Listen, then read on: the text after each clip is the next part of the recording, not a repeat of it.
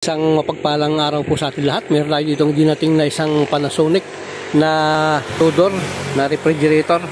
At ang problema po nito ay nasungkit po nung may-ari yung evaporator section niya o yung lagayan ng yelo. So pinadala sa atin at ating gagawin. So yan, ang kanyang tatak ay isang Panasonic. At titingnan natin yung lugar na sundot nila. Medyo malalim. Ayan, yung lugar na yan. So, ang gagawin natin dyan ay hihinangin natin yung lugar na yan. Ginagamit niya raw po ito sa kanyang tindahan. Ilalabas natin tong evaporator para maganda yung flashing natin. May mga screw rito yan. Kakalasin lang natin. So, yan. Ilabas natin. Ang gagawin natin dyan, puputulin natin tong lugar na to para malinis natin ng maganda. Ayun, oh. Yan. So, gamit itong ating pang-flashing. Ayan. Talagang pang-flashing. Sasali natin siya dito. Yan ang ating gagamitin sa paglilinis niyan mamaya. Sasalin lang natin siya rito para hindi siya mahirap salin.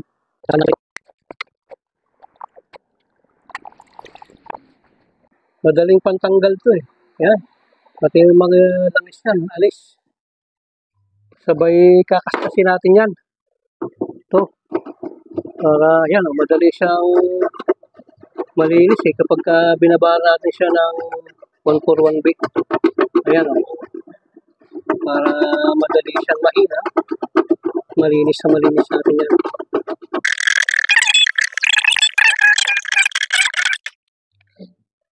So yan. Paplasingin muna natin siya bago natin siya hinangin para wala siyang langis na masasama doon sa ating panghina kasi pag may langis yan, hindi kakapit na maganda yung ating aluminum rod. Kailangan malinis na malinis muna yan bago natin siya hinangin.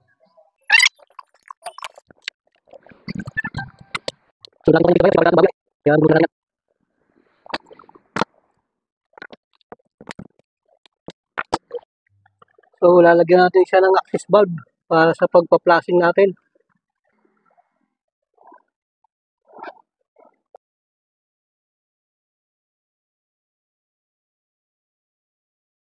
So, magpo-proceed na tayo ng pagpa-flashing. So, tulad ng dati, gamit yung ating nitrogen. Yan. Ay yan ang gagamitin nating pang-flashing para siguradong malinis na malinis yung ating system. So, yan yung ating tubo. Dito lalabas yan. Kaya natakpan natin siya para hindi siya mangalat dyan sa loob kasi matapang yung 141B. May posibilidad na masunog niya itong mga plastic. Kaya ang ginagawa ko dyan, tinatakpan ko. So, yan yung ating tubo. Dito lalabas yan. Kaya natakpan natin siya para hindi siya mangalat dyan sa loob kasi matapang yung 141B. May posibilidad na masunog niya itong mga plastic. Kaya ang ginagawa ko dyan, tinatakpan ko. So, yun. Sumasagitsit na siya rito. Yan, oh. Mangusok-usok.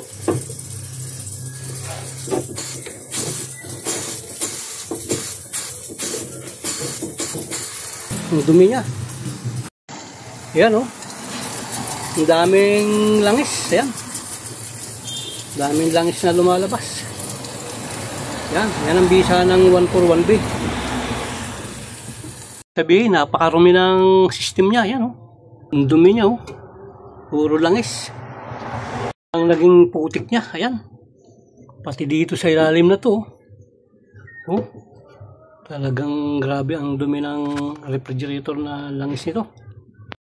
Sasalin ulit tayo, hindi natin titigilan yan hanggang hindi siya lumilinis. Sabay tingnan natin dito. Sumasagit talaga yun, no?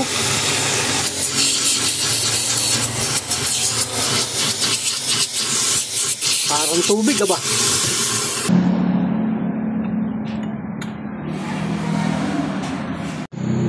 So yan nga.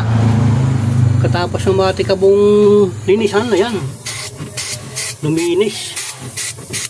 Gamit itong ating aluminum rod ay hihinangin natin siya.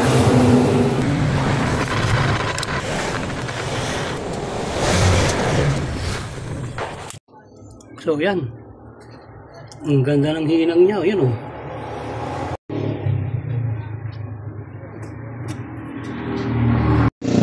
So yan.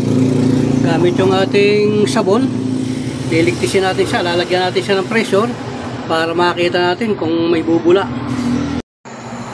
Ayun.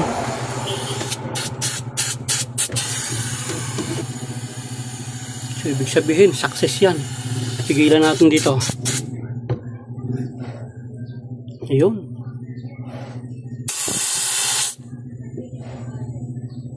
Ibig sabihin walang nabula, ibig sabihin tagumpay yung hinang natin.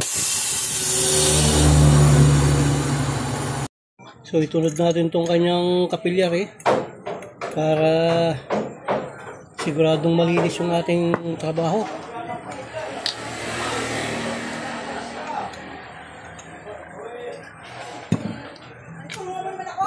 Kaunti lang yan kasi maliit lang yung lugar na yan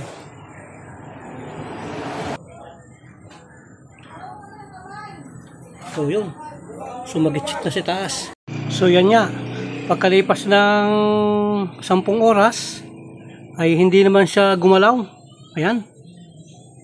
So magpuproceed na tayo ng flashing naman dito sa kanyang condensing unit. Release na natin. So dito natin siya release. Dito natin siya nirelease sa capillary. Dito.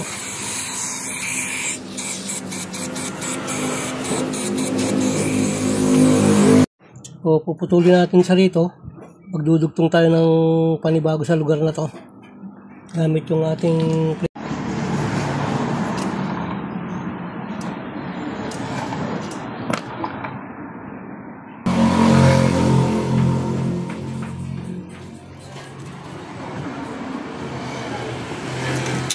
So yan, ganda ng hinang natin. Kailangan So tinakpan natin ng basahan. Dahil siguradong malangis to dahil yung kanyang evaporator ay malangis. Malangis din yung kanyang discharge yan. Kaya nilagyan natin ng basahan siya.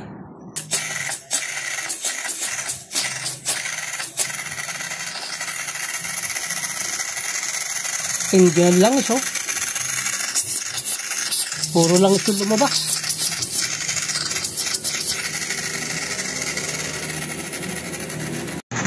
Yan. Grabe yung nilalabas ng langis Ang tindi. Kasama na yung 141B dyan. Yan Ibang klase yung langis niya Ang itim Tuloy lang natin paglalagay ng 141B.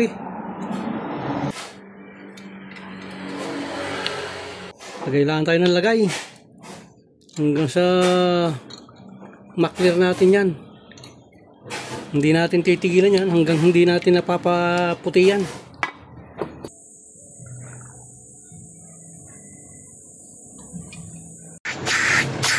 Ibang klase na. Lumabas na yung alikabok. Matapos natin bumbahin ng 141B. Ayan. Talagang sinaid na yung hanggang sa kahulihang dumi na. Yan Palibasa nga tagal nating binumba. Yan, malinis na siya. So ito yung dati niyang filter. Ayan. Hindi natin. Ito yung ating bagong gagamitin. Yan ang ito. So yan. Sige dyan. Pamago.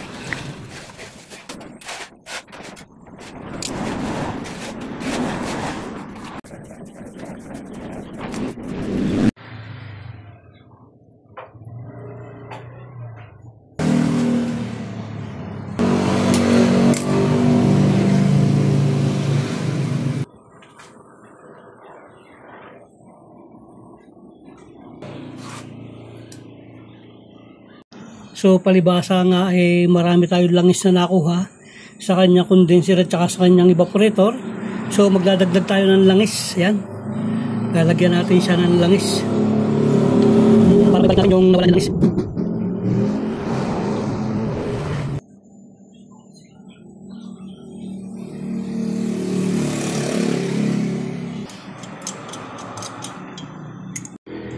Lalagyan uli natin siya ng 115 PSI.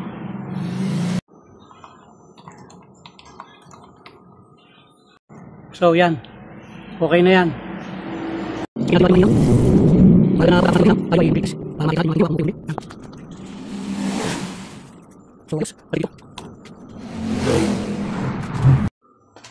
So titingnan rin natin to for final.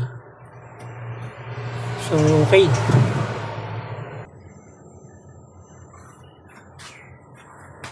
So pagkalipas nga ng 3 oras na extension natin ay walang pagbabago. So magbabacuum na tayo gamit itong ating heavy duty na vacuum pump. Yan, i-release na natin.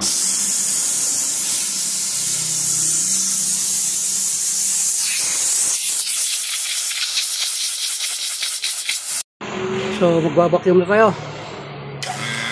Yun.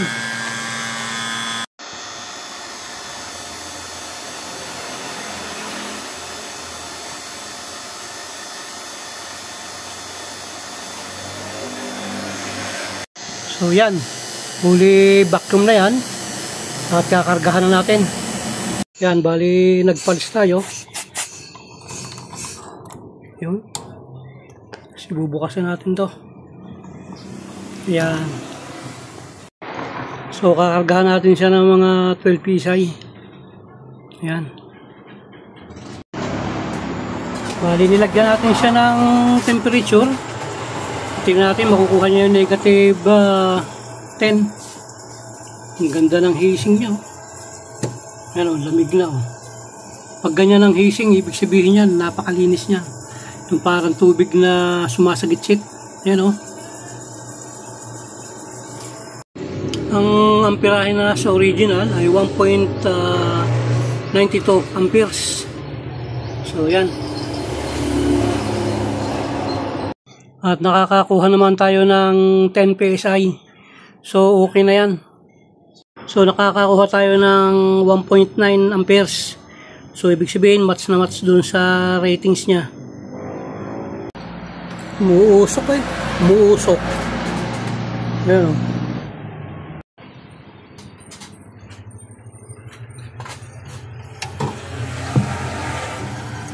Ayan o, negative 10. So yan, obserbahan natin yan.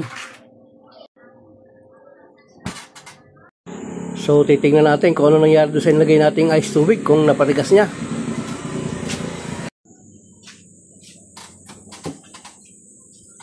Ay ayun, ayos, ang tigas. Nag-automatic siya oh. Ayan, nag-automatic siya. Ayos na oh. Ang ganda ng yero dyan. Yan. Yung ating hininang. Yan. Pininturahan natin pero ulitin pa natin para maitago natin yung kanyang sulog na yan. Yan yung ilalim.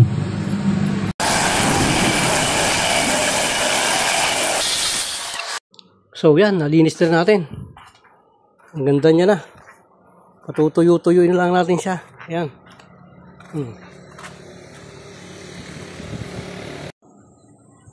Di luminis. Ang ganda ng loob niya ngayon. No? Hanggang ilalim yan. So, pipinturakan natin. Ayan. Para madaling pagkakabilis. So, yan. Maganda na siya. Hindi.